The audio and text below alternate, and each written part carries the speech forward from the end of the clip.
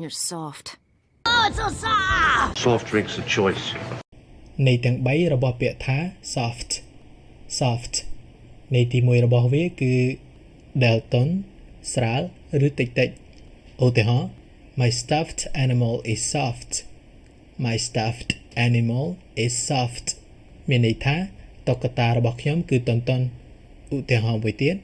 She has a soft voice She has a soft voice មានន័យថានាងមានសំឡេងស្រាលនៃទី2របស់ពាក្យ soft គឺទន់ជ្រាយខ្សោយឬមិនរឹងមាំឧទាហរណ៍ He is a soft person He is a soft person មានន័យថាគាត់ជាមនុស្សទន់ជ្រាយម្នាក់បើសិនជាយើងប្រើពាក្យនេះជាមួយនឹងភេសជ្ជៈវិញឧទាហរណ៍ a soft drink a soft drink នោះយើងចង់មានន័យថាភេសជ្ជៈផ្អែមៗដូចជាទឹកក្រូចឬទឹកផ្លែឈើជាដើមដែលមិនមានជាតិស្រវឹងឬជាតិអាល់កុល